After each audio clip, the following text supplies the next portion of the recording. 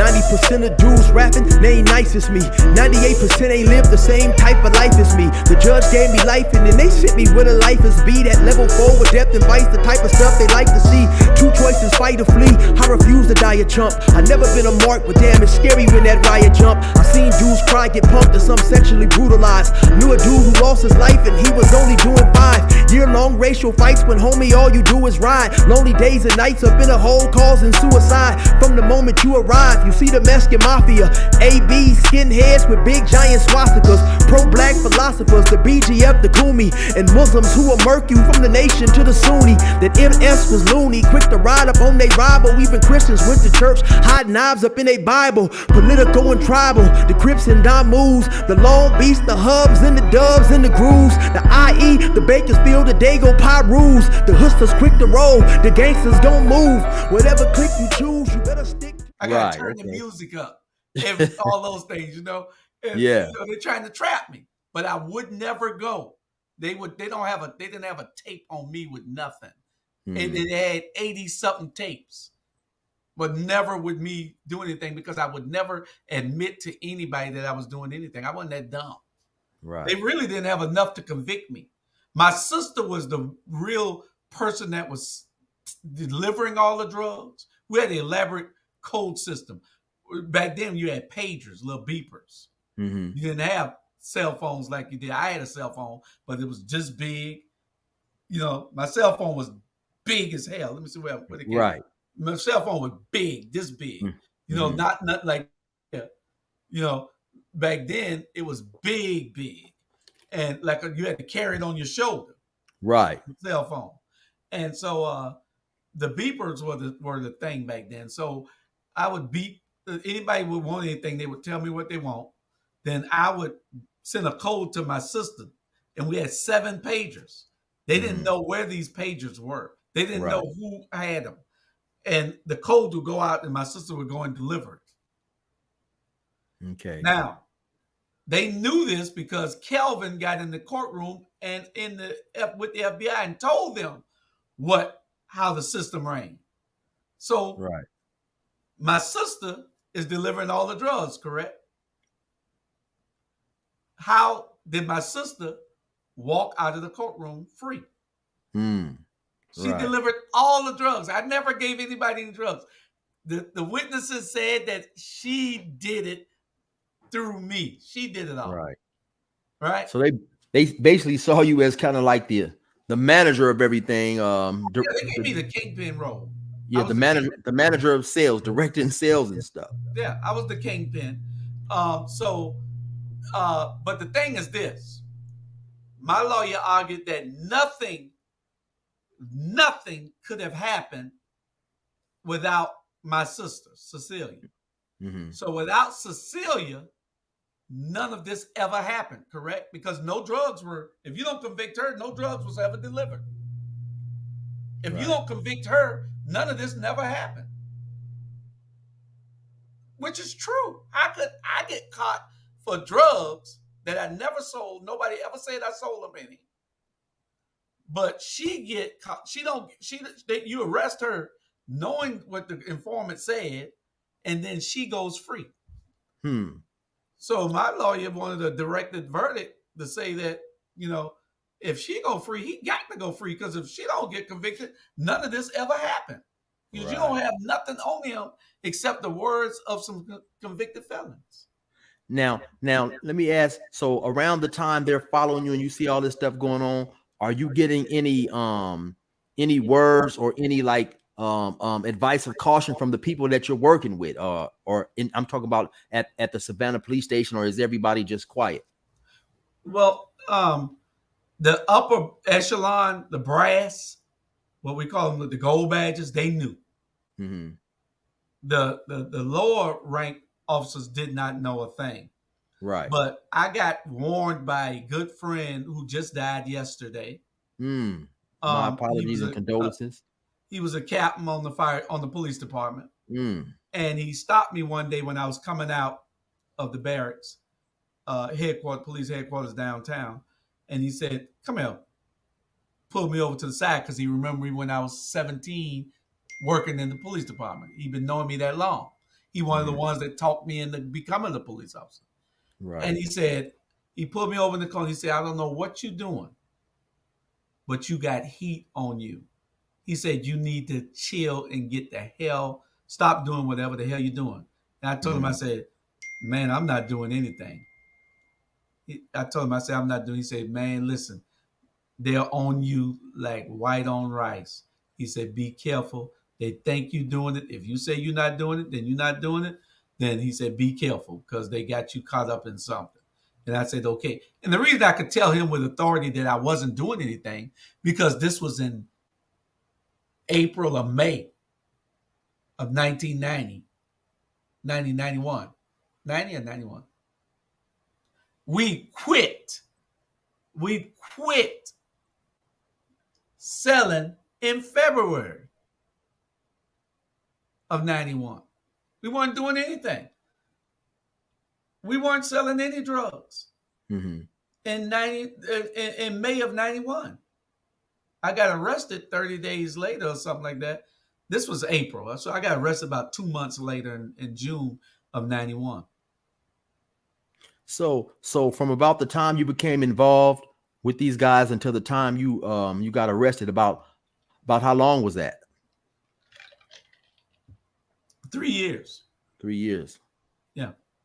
So really, I mean, 1988 to 1991. Yeah. So for people who don't know, that's really not that long. You know, I mean, not really a long time. Sometimes people sell drugs maybe for 10, 15 years before they ever, especially when you're selling weight, it's a little bit more harder to get caught up because, like you say, you're having less interactions with people. It's not like you're on the street and you're selling $5 rocks or $20 rocks and you're dealing with a whole lot of people. And then a lot of times when a person's selling weight, you do get caught behind someone else getting caught and informing on you because they never really want what they consider, quote unquote, the small fish. So what was it like when they ran up on you? When did you realize that, you was in trouble? I mean, so what were you doing? Are you at the job? You at home? Explain that. How was that? How did that happen? Well, they didn't run up on me. I ran up on them. They were watching me outside the club I was renovating. Okay. And so what happened was I said, I'm tired of this. One on this corner and one on this corner. One watching the back door of the club, one watching the front door of the club on a busy street. And so I said, I know they following me, the same white guys, with white guys in a black neighborhood. They don't think, come on, dudes. Right. And so I went around the corner. I called my partner, the one that told on me. I called him. And I said, hey, pull up in front of the club and pick me up. He pulled up in front of the club, picked me up. We shot around the corner. When we shot around the corner, I jumped out of the car, pulled out my badge, and told the guy, and tapped on his window. He see me, he see what's happening because he started acting like he was asleep. Right? And so I knocked on his window. I know he the FBI, the GBI, somebody else. So right. I knocked on his window. He acted like he waking up, so I said, no. I said, hey, stop playing the games. You following me everywhere. I said, I just saw you last night at the dog tracks with me in Jacksonville, Florida. I saw you a couple of weeks ago in Miami following me. I said, so you could cut the games. He said, what you talking about, buddy? I'm just getting some rest. I said, what you resting right here for? Oh, I'm waiting on this shop to open. I said, yeah, you're right. I said, come on, dude. I said, here's my phone number. Tell your boss to call my lawyer. I said, my number on here, my phone number on there. And I gave him that because I already wrote it down. And so I got back in the truck with my partner and drove off. And they took off. They stopped following me because they knew their cover was blown. The one on this side, he took off. And the one right there, they took off. They wasn't even following me no more. They done sent somebody in the club earlier to tape me. But the guy told me that he was taping me. So he told me, he wrote it down on paper. I got a wire on. So he started asking me all these questions trying to trap me.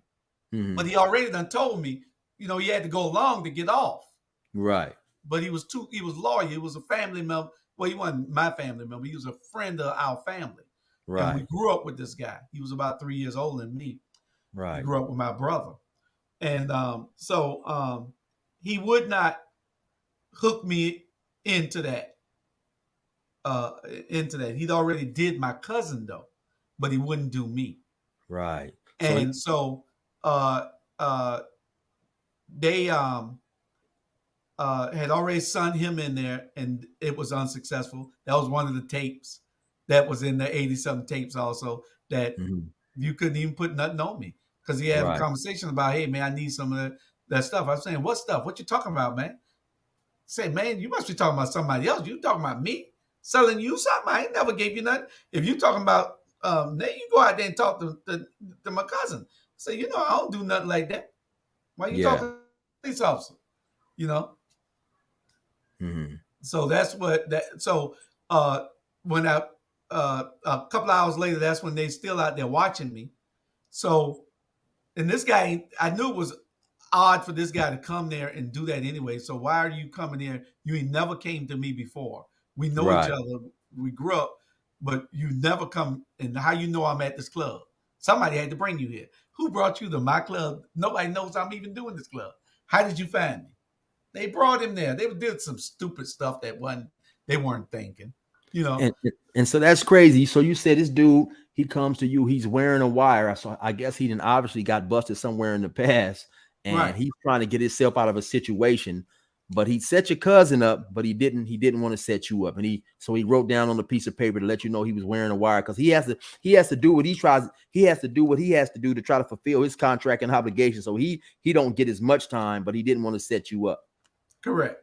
Wow, that's Correct. that's that's And crazy. and the So bad thing about it is my cousin girlfriend has set him up.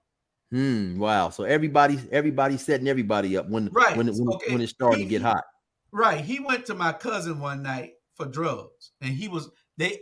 This is so crazy. They picked him to be on the grand jury that was investigating us, Hmm. a federal grand jury. Hmm. So Wow. he came back and told my cousin that they're investigating us. But my cousin, with his dumb ass, got his girlfriend with him. That's why you never take a woman to do a drug transaction because you want them to not have any you're doing. So he like to take his girlfriend everywhere. Right. He's a big fool right now today. I'm serious. He just got out a couple of years ago. He's a big fool right now today. But he take his girlfriend everywhere, his baby mama everywhere he went. So she And hears this.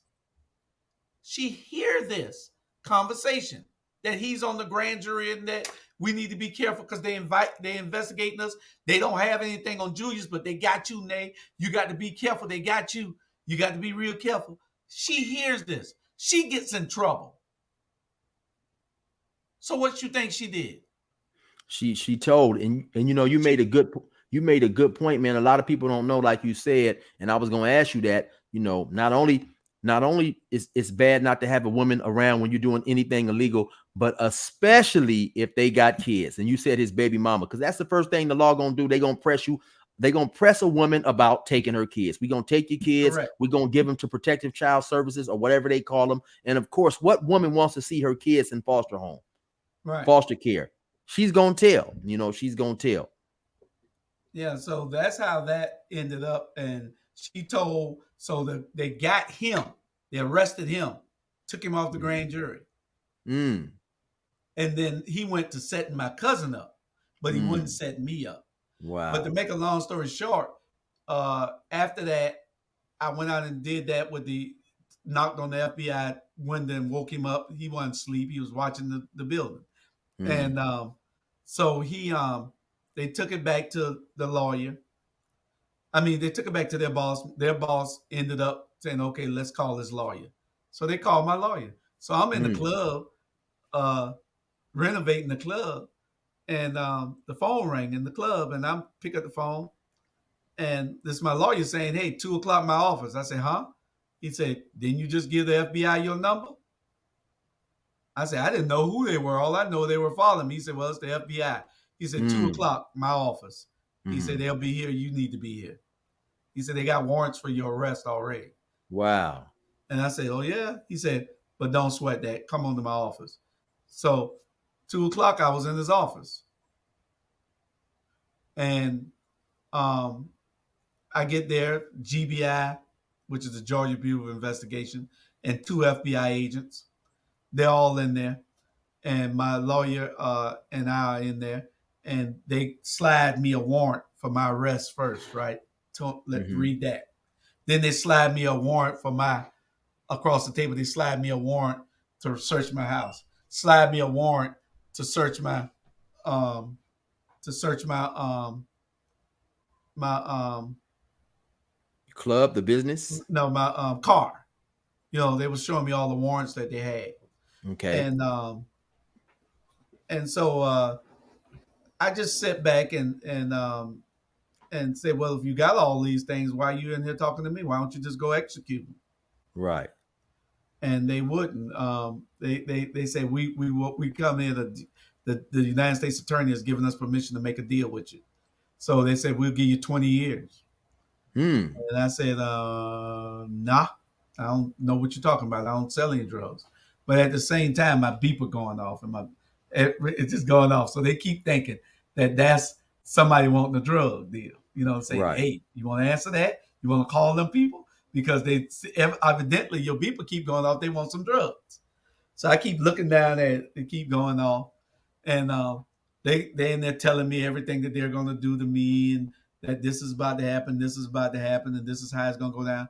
And I said, well, you know, bring it on, do what you got to do. I say because I've never sold drugs in my life. So the next thing, um, they're telling me is that they can offer me 10 years. And I go through the same little motions and tell them, say, look, I'm not doing anything. Y'all can do anything you want to do. Bring whatever you got. I said, there's no evidence of me doing anything because I just happen to be related to people that sell drugs. So I talk to them and they visit me, and you think that that is enough for you to threaten me with arrest? I said, nah. And I don't know anything about anybody. So the last offer they gave me, 5 years, 5 years, but I had to give up everybody. Mm-hmm. They wanted me to give up the Connect in Miami. They wanted me to give up all family members. They wanted me to tell on everybody, and I get 5 years, and they had the authority to sign the papers right there in front of my lawyer. I say, I don't know what you're talking about. I'm not doing 5 minutes with you. I say, Uh-huh. I done been in this office too long with you. So I don't know anything you're talking about. I said, I'm not selling drugs. If I was selling drugs, I'd be ready to roll over on and take this here. I said, but I'm not Right. selling drugs. I said, I'm a police officer. I don't sell drugs. I'm going Mm-hmm. through the motions with them and all. Right. Yeah. So did they ever actually arrest you and take you downtown, or how did that work? Nah. What happened was a few days later, I called a meeting with my people and told them what it went on, and so they could be ready for it. Um, and then a few days later, they arrested all of them, Mm-hmm. and I am one of the guys out of Miami. The other two they never got. Hmm. So they it was all over the TV and everything, and then um, pressure breaks a pipe. Pressure will bust a pipe, and that's what I Right. was telling you. My partner, he got so much pressure on him, he had a bleeding ulcer. He was sick in the jail. My cousin that made all this happen almost. Uh, his he in there with him, and he laughing at the guy that's my partner. He laughing at him. Hmm. So laughing sometimes brings circumstances that you can't control, and um, he by him laughing at him, he called the FBI the next morning and said, "Hey, I'm ready to talk." Oh wow. Hmm. Yeah, and so he ended up telling everything, and next thing you know, they arrested uh, they arrested my sister the next day. Well, this was like 4 days later. They arrested my sister, and then they came back in on June the 11th and arrested me Hmm. from. Well, they didn't arrest me. They called me and told me to turn myself in. So I called my lawyer, and 10 o'clock the next morning, Me and my lawyer went and turned to the FBI office and turned myself in. And so that's what I was going to ask you. So when you turn yourself in, so it was an FBI case. They didn't take you. They didn't take you to the state jail or the county jail there. No, they took me to the county jail, but they couldn't leave me in there because even though I had nobody I'd put in there, and everybody probably knew me because I was popular in the city. They took me there for only 4 hours. I was held in a holding cell until they came back at 5 o'clock when they must be got off, and they took me to the Evans County Jail in Claxton, Georgia, which was about 45 miles away. And from there, I stayed there until it was trial, and in September, um, and from there, after the trial, and I was convicted. 7 day trial. Um, we I was shipped to Dublin, Georgia, where the bus picks you up for the feds and takes you to Atlanta. Mm. Yeah. I know this definitely had to be big town news and all that type of stuff. Maybe since you was locked up, maybe you didn't see it, but I'm sure they got your face plastered all over, all over the news and stuff. So what was that like? Did you ever experience any moments of feeling shameful that maybe you had brought shame on your family's name or anything like that? Or what was your thought process at that time? Well, without a doubt, I'm one of the people that know that you live for yourself and you live for your children. Um, it wasn't too much shame on the family. It was shame on myself. It was embarrassment to me because I let so many people down who believed in me. Right. And like I said, we stopped selling drugs 5 months earlier, but they were still following me for 5 months. No, and I was laughing because I know we wasn't doing nothing. Right. But uh, it wasn't that type of embarrassment. Like right now, people would think that, oh, that's the disgraced police officer. I got some racist white people that call me that now. But what they got to understand is that I'm living better than them, and they never been Right. to prison. I'm Right. doing better than them, and they've never been to prison. I Right. can't help that you live a sorry, miserable life, and I knew how to make it things better for me, and you didn't. So you can complain all you want. Like I said, once paid, a debt is no longer a debt. I can't worry about how you feel about me. I can't control that. Right. So I'm not going to worry about it. You do whatever you want to do when it comes to how you feel about Julius Hall. I have no problem with it. You can do whatever you want to do. There's no way I can control that. Right. So Right. you do what you want to do.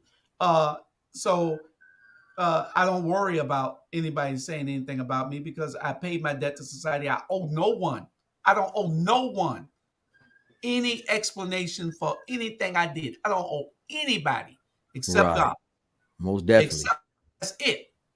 Most definitely. And I've already apologized to God for that. So I don't need to keep apologizing for something that I've already apologized for. So let me ask you, when they had you detained in whatever place they had, do you think that the guards in there, they gave you a worse treatment due to that you was ex law enforcement? What was that like? Did they ridicule you and harass you any, or? No. Matter of fact, I got better treatment from the guards who knew that I was a police officer. They, because in my jacket, I would always be put in segregation because they didn't want me around somebody that probably would run in and remember me. So Right. I got better treatment from the guards because, a lot of people don't understand it. That prison guard is just one paycheck away from being in there himself. Right. Right. So So a lot of them, except for the gung ho crazy ones, they understand that and they knew that, and so they treat you fairly in the federal prison system. They have no choice but to treat you fair because the federal prison system will run an officer off in a minute. I've seen the warden run officers off for walking across his manicured grass. An officer walked across the grass. The warden sent him home.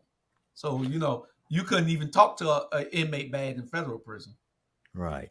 And so you say you went to trial. So you end up not accepting any deals and just went to trial, end up losing trial.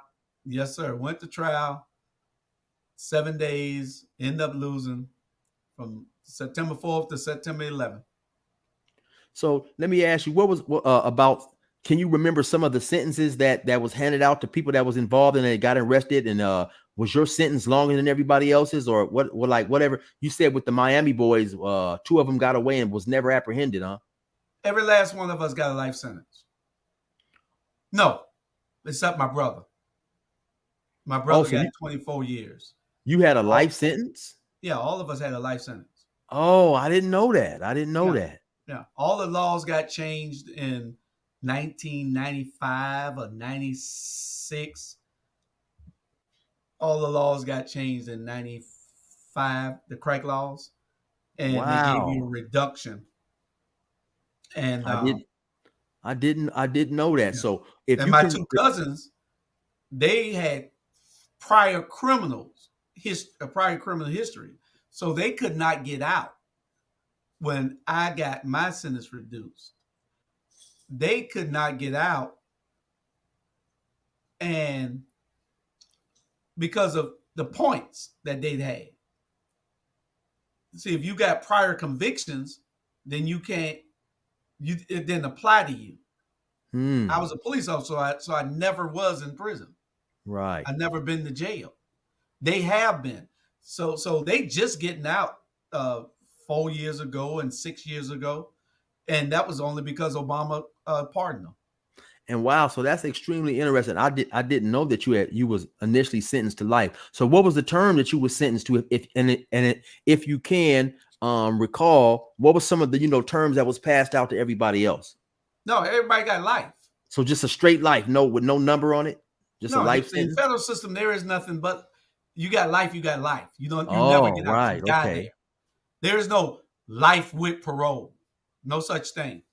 right, It might be right, in the state, but in the right. federal system, in every state, in the federal system, life means life till you die. Right. And see, and me being from California, and I had 16 plus life. So that's what I was asking. So yeah, and I forgot about that. Well, I already know that if you get life in the feds, it's just straight life. So there is no coming home. So what was that feeling like, man? Like, you're because I know how things happen so fast, and in your mind, you're maybe feeling like, damn, one day I'm a police officer, the next day I'm sitting here sentenced to life. So how did you process that? When you heard the judge say, Mr. Hall, you have life. What was going through your mind at that Well, I time? wanted to cuss the judge out, but my lawyer told me no. One day you're gonna need him. Right. Said one day you're gonna need him. I had a dirty judge. He's dead now. Um, but uh, he threw the book at black people, Mm, and some people are dirty themselves, and he did a lot of crazy things, and his family was corrupt also. mm, And but they can judge you, but they don't want to be judged. But that's right. the system in America anyway. As in most walks of life. Yeah. So you know, I wanted to cuss him out, but I didn't. I went on to when I first got arrested, was just so crazy. I lost 22 pounds in 4 days. I stayed in jail for 4 days. Wow, wow. Four Also, days you were before I posted bond because they wouldn't take a regular bond. also you were at least able to bond out. Yeah, yeah, yeah. Okay. When I first got arrested, I was able to bond out from June. Uh, I stayed in from June 11th to June 15th. I got out like on June 15th, and I was not able uh, to eat a whole anything on my stomach. So I lost 22 pounds in 4 days Right. And that's what because I was that's what I was I couldn't believe that I was in jail. and that's what I was going to ask you. Were you unable to eat because the food was just nasty, or was just the the change? Because I know, of course, when I got first locked up, you don't have an appetite. And Yeah, me, yeah. I was involved in gang banging, And so, you know, I knew I was going to jail because I had been on the run for a year. So to me, I wasn't necessarily stressing. The food is just so much, it just tastes so different. I just didn't have an appetite for the first few days. That wasn't the case. Right. I was a police officer, and the jail guards knew that because when the federal marshals bring you to those jails, they tell you, the officers, that. Right. And then it's all over the TV anyway, so they see it every day. Mm-hmm. So it was that the nerves prevented me from eating because these officers brought me food from their houses. And you still couldn't eat. I still could not eat it. Wow. I tried to eat one meal, which was some great collard greens and red rice with fried chicken, and I couldn't hold it. I threw it all up. My nerves were so bad from being in a county jail that I just couldn't hold anything on my stomach. Wow. And so you finally ended up bonding out after 4 days. What was your bond back then? What did you have to pay to get out? They wanted a $50,000 property bond. Mm-hmm. And the reason that it took so long was that you have to go get the appraisal. You can't just get out. You got to get the property appraised, which takes 2 days.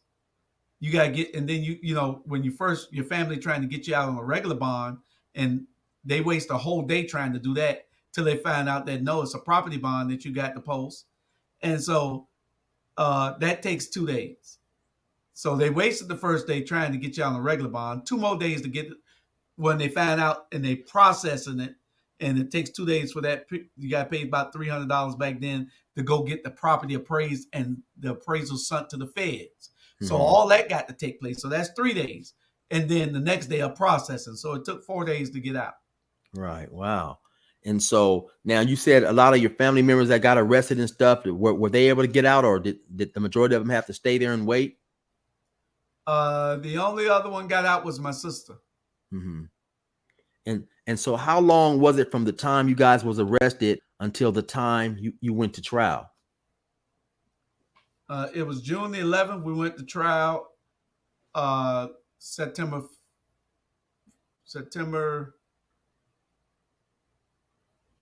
4th, I think, and got convicted on September 11th.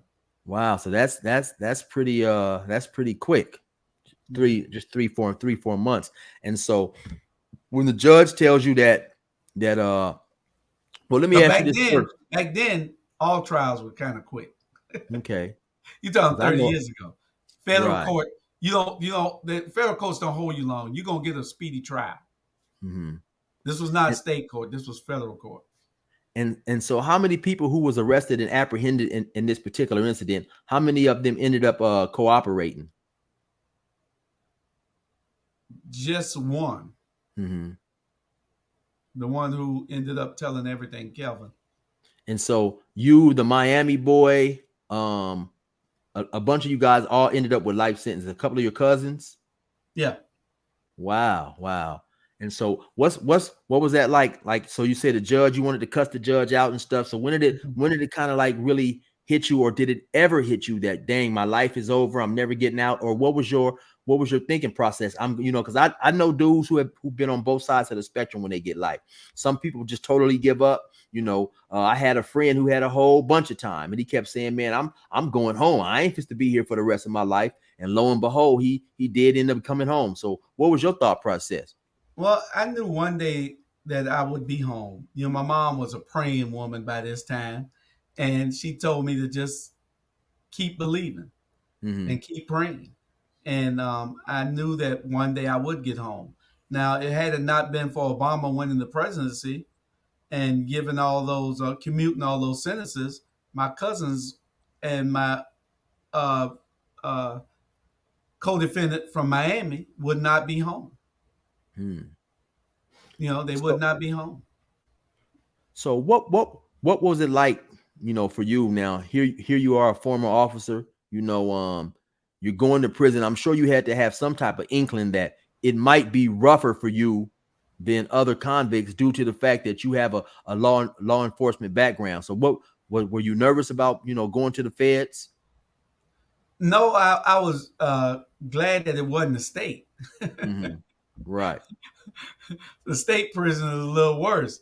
You know, Mm-hmm. my mom was a praying woman. Like I say, she gave me scripture to read every day, and every Mm-hmm. time I called, she would give me more scripture. Right. And um, um, so I ended up knowing the Psalms 141 backwards. you know, Mm-hmm. Wow. yeah, so I can look at it right now, just look at it and repeat it like I wrote it. So uh but yeah, I didn't never think that I wasn't coming home. I knew that one day I would, so I Mm-hmm. prepared for that. I prepared myself for that. And it was the ride that I got friends now. And this is true. I got friends right now that are like brothers to me. Call me every day. It's about 200 of us. Mm-hmm. We're in about 2 weeks, um, from Friday gone, in the next 11 days, we'll be in Atlanta with a reunion. Okay. And it's usually about anywhere from 80 to 120 of us that show up, Right. from guys that I've become friends with from two places, in Talladega, Alabama, and from um, Atlanta prison camp in Atlanta. And Right. we all meet, and I'm the nucleus around all of it. I'm the one that set it up. So I'm the you one that gets it you all still planned. organize you still Yeah, organizing, huh? yeah, yeah. Right. Because that's what I do, and Right. That's everybody who know you are. that. So they look to me. We've been having this for about 6 years now. Mm-hmm. We missed 2 years, the last 2 years, because of COVID, but we had it 4 years prior to that. So it's 6 years. This the seventh year here. Right. So we're gonna meet Labor Day weekend. We meet every Labor Day weekend in Atlanta. We have fun. Mm-hmm. We go And out so to games. We go out and eat. We barbecue. We are all like brothers now. The only thing I right. haven't gotten them to do, and that's what I was working on before COVID hit, was we were working on a plan to invest our monies and pool our monies together to invest in property and do other things, Mm-hmm. Now, because it's a I large group of us.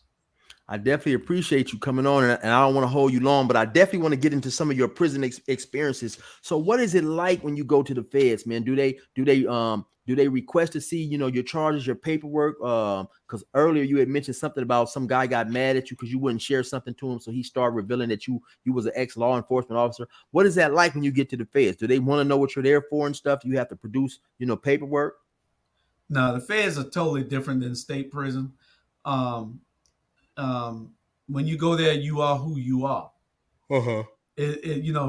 There, most of the federal prisons, you don't see bars like you see on TV. That's not the feds. Mm, The feds used to be country clubs, and it was meant for only white collar crimes for white people.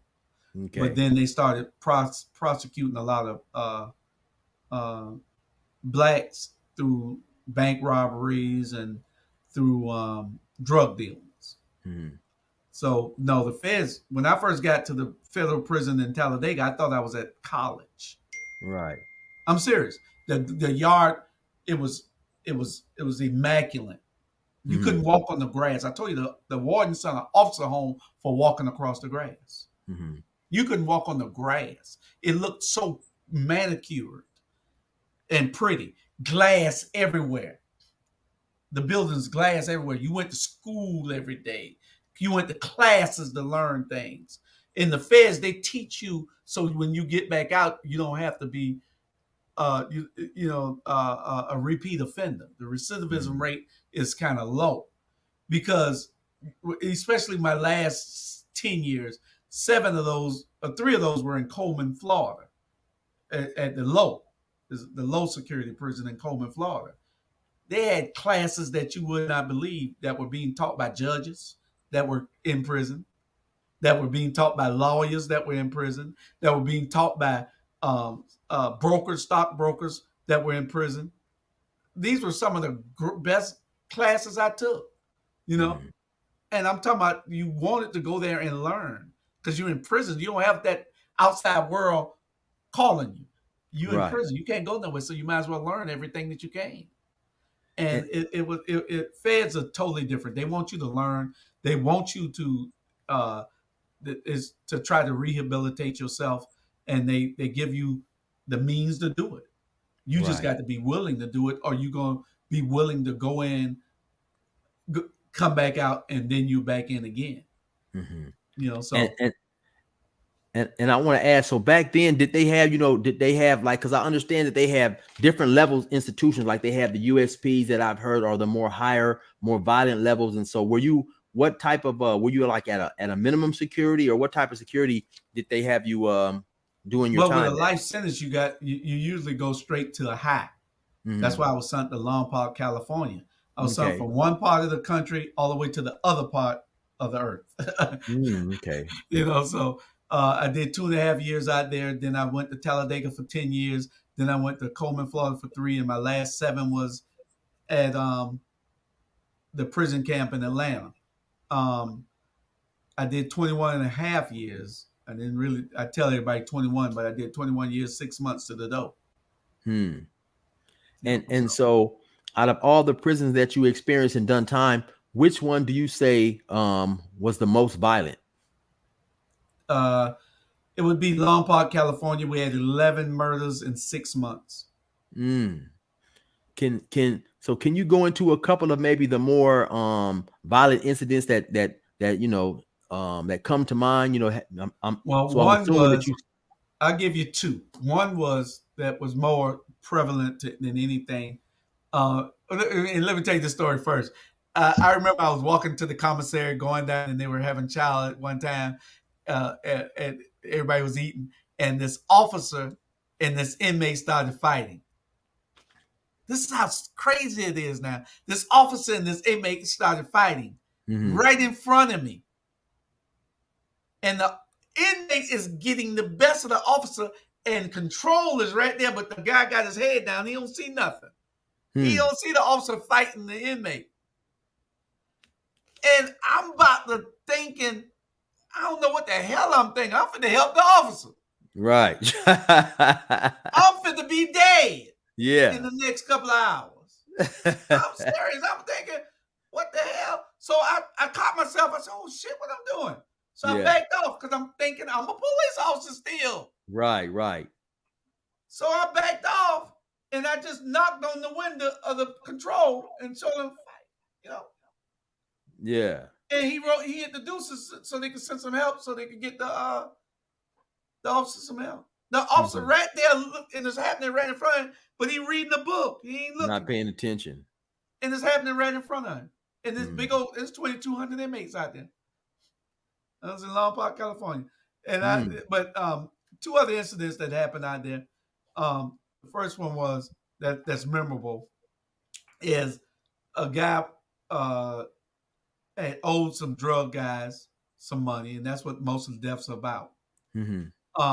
He owed some drug boys some money, and he had snitched on one or two of them that were selling him the drugs to get them taken off the compound so he wouldn't have to pay. Mm. So Okay. the officers are sort of dirty out there, those USPs. So when they go to interview these guys, they tell them they know that he was selling it because they show them the tape and tell them that this guy told on him. So the officers really got him killed. So they wired his while he sleep. They wired his with a clothes hanger. I don't know where the hell they get clothes hangers from, but they got a clothes hanger and wired his cell shut. So when they tried to open it, you couldn't open it, Mm. right? Because it would prevent it. Because the clothes hangers are steel and it's tied around and knotted and everything. So they sprayed baby all over the cell while he sleep. He don't know they Mm. spraying baby all. He sleeps hard, I guess. They set it on fire, burned Wow. him up in it. He got up trying to get out of it, but the bar is so hot he can't get out of it. The Right. officers realize it's a fire. They come trying to unscrew the clothes hangers, and they can't because it's too hot for them to touch. Mm. You see, the bar is too hot for them to touch. Right. So that's why officers always got wire cutters near them in the prisons with bars. And so the man was burnt to death in his cell. Yeah, he didn't Wow. suffer a whole lot of burn, but he did suffer the smoke Smoke installation, inhalation. inhaling the smoke, and, Mm. and that killed him. Oh wow. But he did get burnt too, because there was Mhm. a big old fire in that, and he couldn't get around. He had nowhere to go. It's only an Right. 8 by 10 cell. Fire everywhere. So in the feds, is the violence extremely like prevalent? Is it occurring on a day-to-day basis, or No, um no. It is only prevalent in the highs, and that was a mhm, high I was at. That was right. a high I was at. You got high, you got max, high, high, medium, low, and a camp. You got about Mhm. 7 different levels of federal prisons. Okay. And you go by how you act and how much time you got. That's how you get. You got to be under 7 years to go to a camp. When I got under 7 years, 6 years and one and 300 some days, uh, I was sent to a camp with 7 years. Mhm. I was one day under 7 years. They sent me to a camp because I had an exemplary record, no trouble. So they sent me to the camp, and I did my last 7 years in the camp.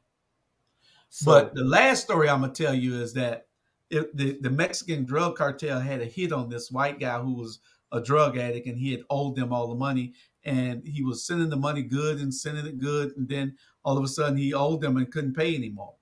mhm. So they sent a hit to kill him in Long Park, California. Again, And they sent a hit to that's kill a him. high, right?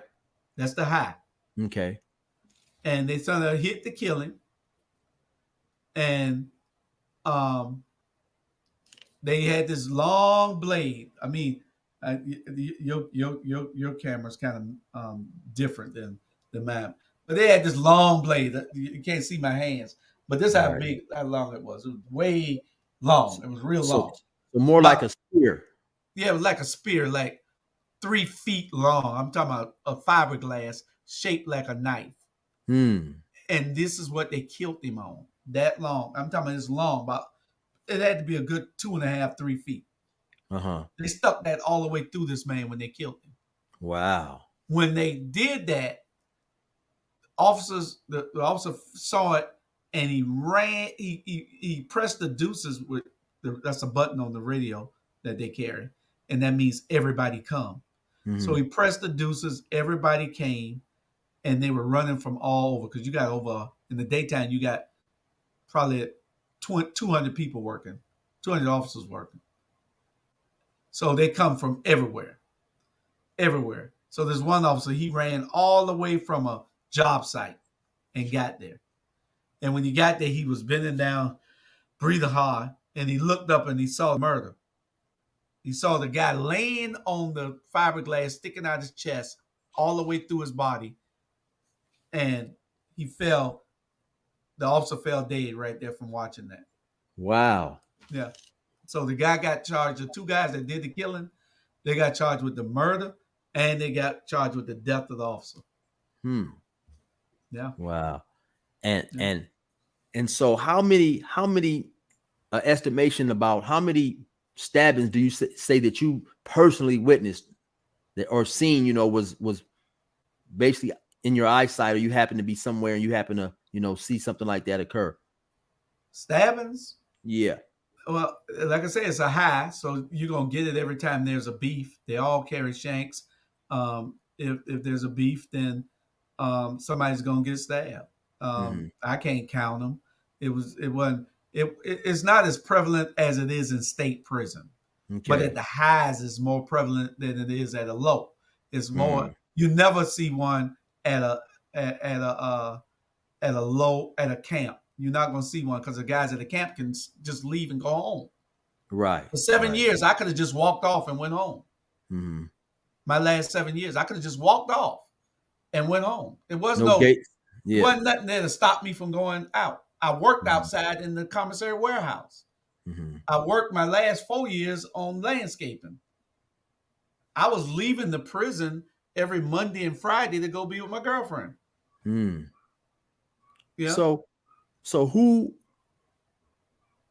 would you say is like, because by me never going to the feds, I heard a lot about the DC blacks and um who the Aryan brothers or whatever. Who would you say is the most notorious group that you've been around while you was doing your time? And when I say most notorious, I'm saying due to the acts of violence that that you've seen them commit or that they committed in that prison. Who would you say was most feared? Probably the Mexican mafia. Although they weren't the most powerful, the blacks were the most powerful when they united. When you got the Bloods, the Crips, the East Coast, the uh, the East Coast guys, and the DC boys, nobody was more powerful than blacks in prison. But the Mexican mafia was more ruthless. The Aryan Brotherhood was not that strong, although they were strong. But because they every last one of them had to be a part of that group. Mm-hmm. You come in as a black person, you could be independent if you want to.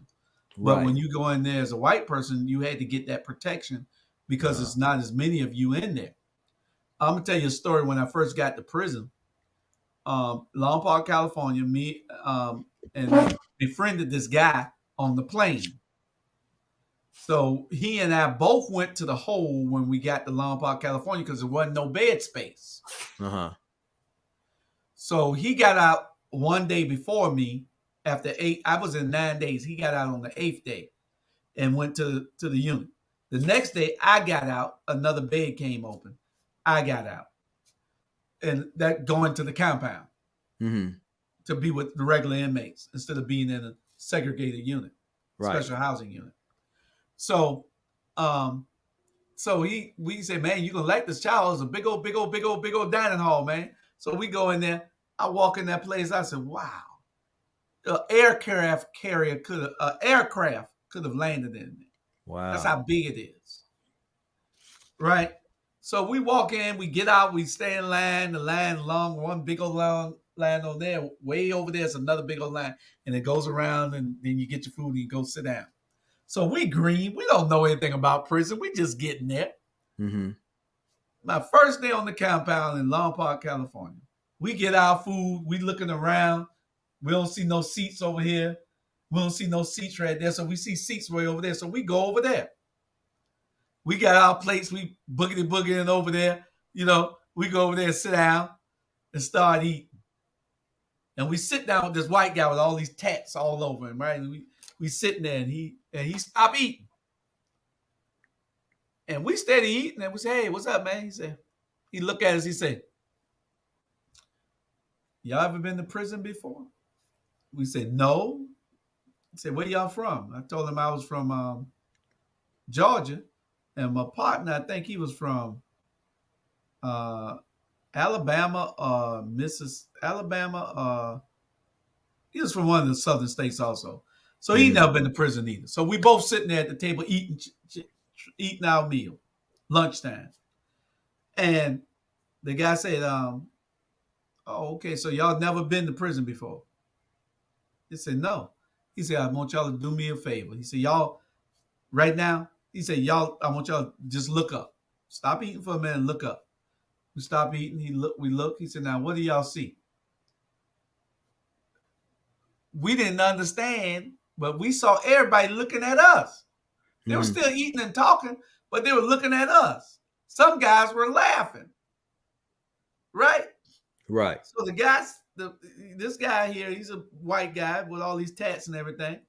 We in Long Park, California. So he said, what do y'all see? We said, people looking at us, staring. He said, what else you see? We green. We don't know. He said, look around. He said, don't you see all the blacks over there? Don't you see all the Chinese guys right there? Asian guys right there? He said, don't you see all the Hispanic guys over there? Don't you see all the white guys right here? We said, oh shit. We didn't know. We didn't know. Right. And he said, don't worry about it. He said, y'all my guests today. Hmm. Y'all sit right there, eat your food. Nobody's gonna bother you. He said, but y'all got to understand that there are rules, there are unwritten rules that we must Uh-huh. follow. And he said, so y'all my guests, eat your lunch, And he said, just watch where you sit at. Sometimes you just gotta wait till a seat come open in your section. Hmm. Yeah. And he said, but you good. He said that middle part right there was full also. He said that's where people sit together. Hmm. He said that's the black section over there, the Asian section over there, the Spanish section over there. So he said, just watch what he's doing. He said, y'all didn't know, so y'all know now. So y'all don't get a pass no more. So when you was in there, who did you run with? Did you align yourself with anybody, or you just kind of just done you? Well, you align yourself with different factions. You had the Black Mafia family, you had the Bloods and the Crips, you had the East Coast, you had the DC Boys, and I was part of the East Coast because it wasn't just that you were a part of them; they made you a part of them when they find out where you at, Hmm. where you from. So they tell you who you're with. Right. Okay. So I was with the East Coast guys, and it was about 20 of us out there from Savannah in Oh, okay. Jacksonville. One of my best friends in the world is from Jacksonville. We met out there in prison, and right Hmm. now today we're like blood brothers. Hmm. You know. Right. So did you see like a lot of like maybe unprofessionalism by the guards? How did the guards treat people in there? Well, you're gonna see a lot of unprofessionalism in everything you do. Every police ain't bad. It's just you got the rogue ones. Every correction officer ain't bad. You just got the rogue ones.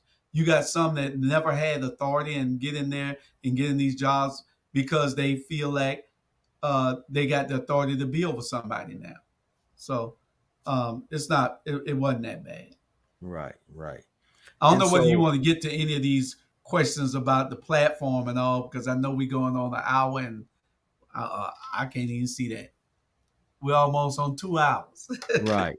So I got one more question. So what was it like when you found out that your life sentence was basically reduced or whatever like that, and how long had you done when you found that out?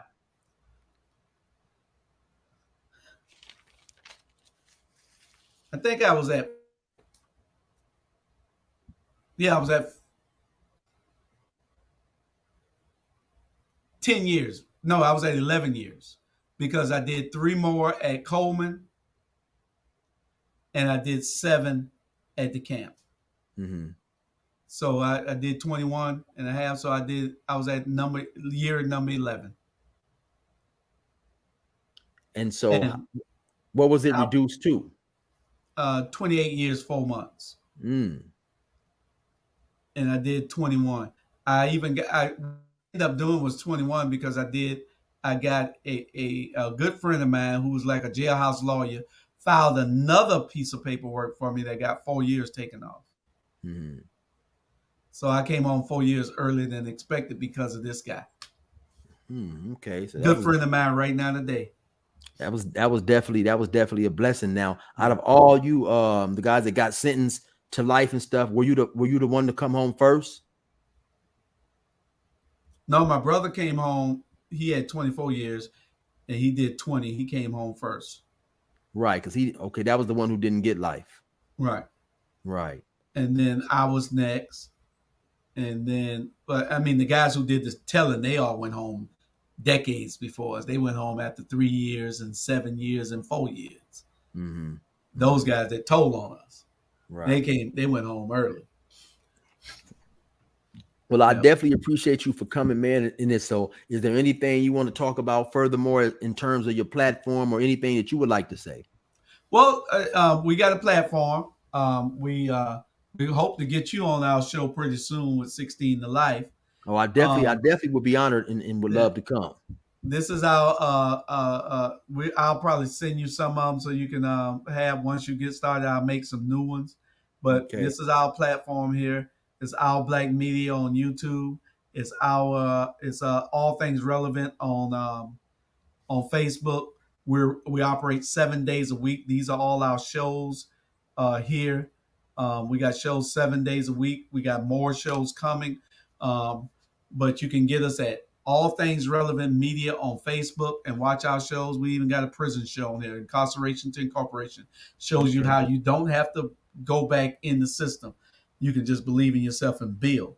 We got shows on spirituality, finance, sports. We even got a sports show like ESPN. Mhm. Um, so we got it all. Politicians, I got politicians with their own shows on my network.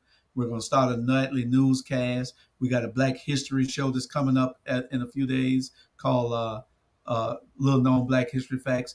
We got another religious platform show that's called From the Hood to the Pulpit. We got a bunch of stuff. We got a business show called In Your Business. It's just a bunch of stuff. Go there, go on our website at ourblackmedia.com, and you'll be able to find all the shows. Go on the Facebook and on YouTube, you'll be able to find us. And if you want to find me, just go on Facebook, Julius Hall. I'll be the good looking one. It's about 4 or 5 of us. And and you can find me, and then you can get to the platform, our platform from there. But we do a lot of things, and we're going to Roku TV in the next probably. We thought we would have a September launch, but it looks like we're going to have a um, a October launch Mhm. for Roku TV. So we'll be on Roku TV. Well, If you got a congratulations. smart TV, you can watch us on your TV right now in your Mhm. living room. Off of just put the YouTube app on, and you can Right. watch all our shows right on your TV in your living room right now. Mhm. Yeah, because we're live. All right. Well, congratulations, man. And once again, I appreciate you for coming on, being open, honest, sharing your story with me and everybody else, and you, like I said, you just, and as you mentioned several times, you paid your debt, and you just show that if you never give up, you can always correct the mistakes that you made in your life, whether big or small, strive for bigger and better things, man. You're definitely an inspiration to me. And I'm sure a lot of other people who have went to prison, did some type of incarceration, and through you we realized that you always can change your life around and do good things, man. So thank you once again, Mr. Hall, for coming on. um Enjoy the rest of your night, and I wish you much success in everything that you're doing. I got a bad brother I want you to interview too. Okay. Bad brother. He's doing great things. His name is Julius. Also, his name is Julius Campbell. Okay. All right. I'm on. You can interview him. He'll be waiting. He's doing some awesome things. He's a great speaker. He did 26 years for murder in state prison, Right. and he right now he's a mentor to so many youth. He works for uh, organizations that you wouldn't think that would hire him. He's a motivational speaker, and they call on him to do uh, uh, to give speeches all over the country. But he also has a show on this platform every Friday at 6 o'clock. Every Friday at 6 o'clock. That's 3 o'clock your time out there in California. Tune in to him every Friday at 6 p.m. Eastern. Julius And Campbell. He's a bad boy. Julius Campbell, that's his name. Yeah, Julius Campbell. Okay, most All definitely. right. I'll hook you up with him. Just give me a call. I'll hook you up with him. And you can get him on. He'll love to do your show. Okay, hey, I appreciate it, man. All right. All right. All right, All and right, my brother. enjoy the rest of your night. Okay. You too. Good night. All right, good night.